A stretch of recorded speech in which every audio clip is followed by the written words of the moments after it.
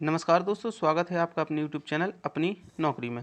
दोस्तों, इस वीडियो में हम बात करने वाले हैं पर्यावरण के परिवार से पूछे जाने वाले महत्वपूर्ण प्रश्नों के बारे में। तो चलिए बिना टाइम गवाए वीडियो को शुरू करते हैं। दोस्तों, इस वीडियो को खासकर रीट एमपी टेट को टारगेट करके बनाया गया है, तो वीडियो को अंत तक देखिए, बहुत ही महत्वपूर्ण प्रश्न है। चलिए वीडियो को शुरू करते हैं। सबसे पहला प्रश्न है, मनुष्य एक सामाजिक प्राणी है, किसका कथन है? तो किसका कथन है बताइए आप? महात्मा गांधी, अरस्तु, क्रो एंड क्रो या मैकाइवर? इसका सही आंसर हो जाएगा मनुष्य एक सामाजिक प्राणी है। एक कथन है किसका? अरस्तु का। अगला प्रश्न है आपका, किस प्रकार के परिवार में कलह की संभावना सबसे अधिक होती है या ज़्यादा होती है? तो कलह की संभावना जो रहती है ज़्यादातर, वो किस परिवार में होती है? जी हाँ, संयुक्त परिवार में कलह की संभावना सबसे ज़्यादा रहती है आपके संयुक्त परिवार में। पिछले वीडियो में हम पढ़ भी चुके हैं, जो परिवार टॉपिक हमने पढ़ा था। अगला क्वेश्चन है आपका, एकल परिवार के सदस्य अधिक आत्मनिर्भर रहते हैं, कथन सत्य है? एकल परिवार के जो सदस्य हैं वो आत्मनिर्भर रहते हैं, ये कथन आपको बताना है सत्य है, आंशिक रूप से, बिल्कुल असत्य है, पूर्ण रूप से सत्य है, इनमें से कोई नहीं। तो एकल परिवार के जो सदस्य हैं वो आत्मनिर्भर अधिक होते हैं, ये बिल्कुल पूर्ण रूप से सत्य है। अगला क्वेश्चन है आपका, परिवार की विशेषता नहीं है, विवाह एवं यौन संबंध, समाज विरोधी कार्य, वंश परंपरा, सार्वभौमिक संगठन। तो जब परिवार की विशेषताएं हमने पढ़ाई थी आपको वीडियो में, तो आपको बताया था कि परिवार में जो होता है विवाह और यौन संबंध होता है, वंश परंपरा होती है, सार्वभौमिक संगठन होता है, और इसकी विशेषता नहीं है समाज विरोधी कार्य करना। तो इसका राइट आंसर हो जाएगा ऑप्शन नंबर बी, समाज विरोधी कार्य करना। अगला क्वेश्चन है, भारतीय संविधान में प्रत्यक्ष रूप से किसके ऊपर चर्चा की गई है? मादक पदार्थ के ऊपर, दहेज प्रथा के ऊपर, बाल श्रम के ऊपर या सती प्रथा के ऊपर? तो भारतीय संविधान में जो प्रत्यक्ष रूप से चर्चा की गई है वो की गई है आपकी जी बाल श्रम के ऊपर।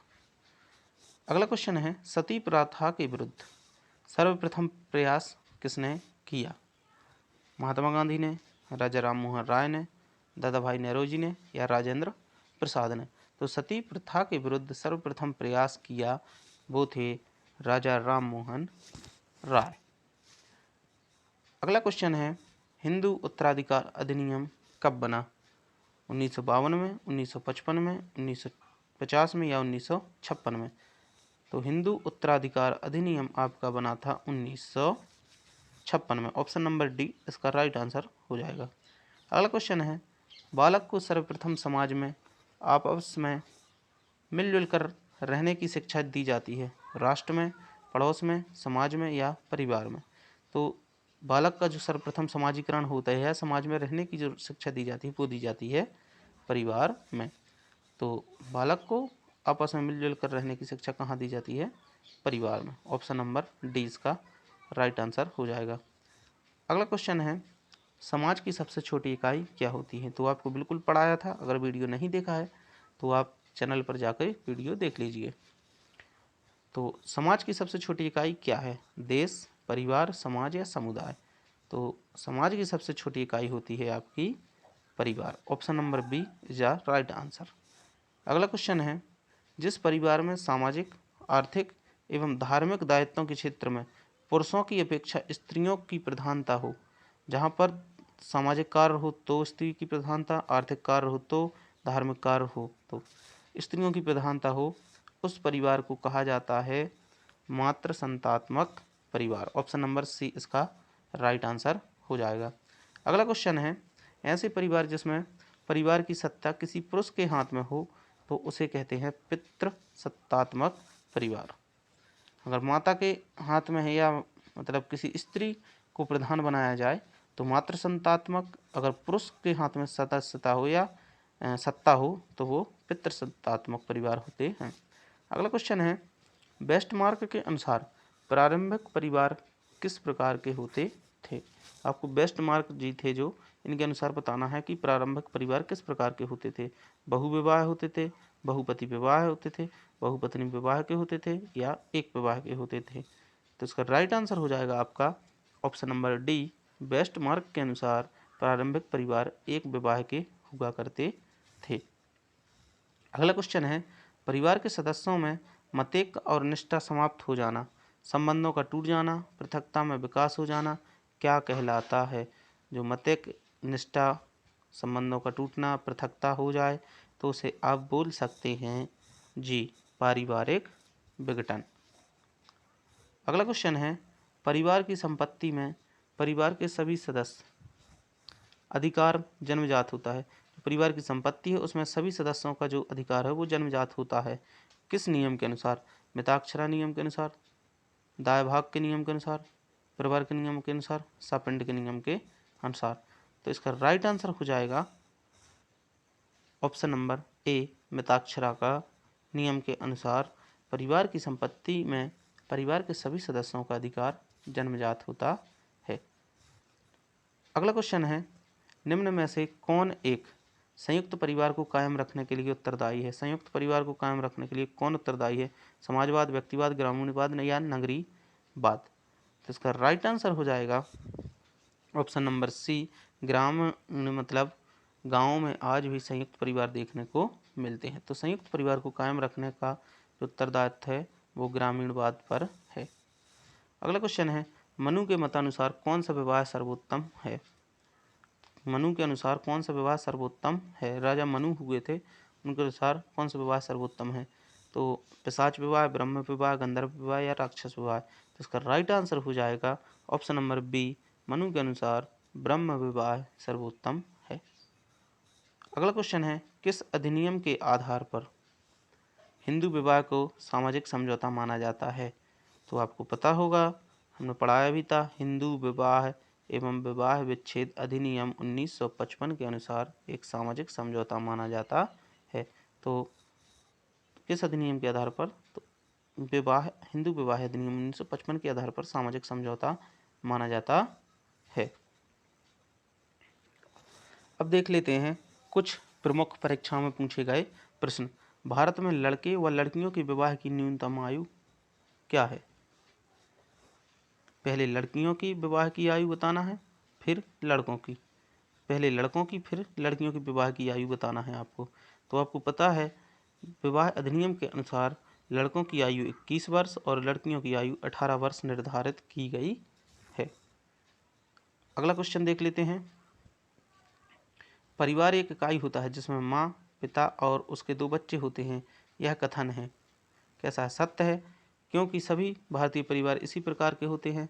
सही नहीं है, क्योंकि इस कथन में यह स्पष्ट करना चाहिए कि बच्चे जैविक होते हैं। सही नहीं है, क्योंकि परिवार कई प्रकार के होते हैं तथा परिवार का केवल एक ही प्रकार में वर्गीकरण नहीं किया जा सकता है। सत्य है, क्योंकि यह किसी आदर्श परिवार का आकार है। तो इसका राइट आंसर हो जाएगा, परिवार एक इकाई होता है जिसमें माँ, पिता और उनके 2 बच्चे होते हैं।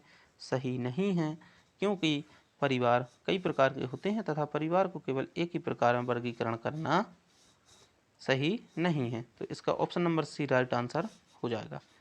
अगला क्वेश्चन है, ये सारे प्रश्न दोस्तों किसी न किसी एग्जाम में पूछे गए हैं।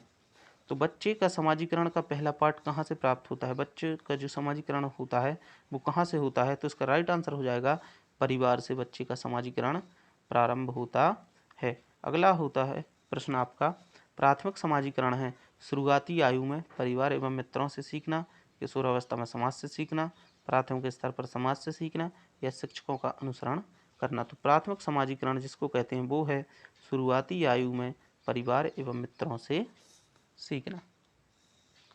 अगला क्वेश्चन हो जाएगा आपका, एकल परिवार से तात्पर्य है 1950 के बाद बने परिवार, परिवार जिसमें माता पिता एवं उनके बच्चे हों, परिवार जिसमें बच्चे, माता पिता एवं उनके दादा दादी हों, केवल पति पत्नी हों। तो एकल परिवार से तात्पर्य, हमें एकल परिवार जब पढ़े थे तो वहाँ आपको बताया था वह परिवार जिसमें माता पिता एवं उनके बच्चे सम्मिलित हों वह परिवार एकल परिवार कहलाते हैं। तो एकल परिवार से तात्पर्य परिवार जिसमें माता पिता एवं उनके बच्चे हों। अगला क्वेश्चन देख लेते हैं, निम्न में से कौन सा कथन सही है? एकल परिवार में दहेज प्रथा सामान्य बात है, एकल परिवार में बाल श्रम सामान्य बात है, दहेज प्रथा तथा बाल श्रम सामाजिक बुराइयां हैं, दहेज तथा बाल श्रम शहरों में सामान्य बात है। तो ए गलत है, क्योंकि एकल परिवार हो या संयुक्त परिवार हो, दहेज प्रथा सामान्य बात नहीं है। और ए भी ऑप्शन गलत हो जाएगा। तो आपका ऑप्शन नंबर सी सही निकल के आएगा। दहेज प्रथा तथा बाल श्रम सामाजिक बुराइयां है। अगला क्वेश्चन है, भारत में बाल विवाह निषेध अधिनियम किस वर्ष पारित किया गया था? तो ये आपको पता है, पिछले वीडियो में पढ़ चुके हैं कि भारत में बाल विवाह निषेध अधिनियम 2006 में पारित किया गया है। अगला क्वेश्चन है, कौन सी विशेषता परिवार की नहीं है? कम से कम 2 भिन्न लिंग वाले वयस्क साथ रहते हों, एक परिवार की विशेषता है। प्रत्येक सदस्य की आय भिन्न जमा की जाती हो, इसको अभी छोड़ देंगे। वे समान आवास में रहते हों, बिल्कुल। भोजन और समान सामाजिक क्रियाओं का उपयोग करते हों, बिल्कुल सही। सुरक्षा एवं बच्चों का साझा उत्तरदायित्व, ये भी सही है। तो ये तीनों आपके परिवार की विशेषता है। यहाँ पर पूछा है परिवार की विशेषता नहीं है, तो इसका राइट आंसर हो जाएगा ऑप्शन नंबर बी, प्रत्येक सदस्य की आय भिन्न जमा की जाती हो। अगला क्वेश्चन है, शारदा एक्ट का संबंध निम्न में से किससे है? शारदा एक्ट का संबंध किससे है? बाल विवाह से, दहेज प्रथा से, बाल श्रम से या अनिवार्य शिक्षा से? तो आपको पता है शारदा एक्ट का संबंध किससे है? जी, बाल विवाह से है। शारदा एक्ट कब लागू हुआ था? 1929 में, पहले भी पढ़ चुके हैं। और इसके अंतर्गत लड़कों की विवाह की उम्र 18 वर्ष और लड़कियों की विवाह की उम्र 14 वर्ष रखी गई थी। ये भी आप ध्यान रखना। और इस वीडियो का अंतिम प्रश्न है, सामाजिक बुराइयों का उदाहरण है बाल विवाह, दहेज, बाल श्रम और ये सभी। तो आपको पता है सामाजिक बुराइयां बाल विवाह भी है, दहेज भी है और बालकों से कार्य करवाने यानी बाल श्रम भी है। तो इसका राइट आंसर हो जाएगा ऑप्शन नंबर डी, ए सभी। तो इस वीडियो में इतना ही। मिलते हैं आपसे अगली वीडियो में कुछ अन्य महत्वपूर्ण थ्योरी के साथ, जो आपकी 100% रीट और एमपीटेट के सिलेबस को कवर करती हैं। मिलते हैं आपसे अगली वीडियो में। हंसते रहिए, मुस्कुराते रहिए। जय हिंद, जय भारत। और चैनल को अभी सब्सक्राइब कीजिए इसी तरह के वीडियो पाने के लिए।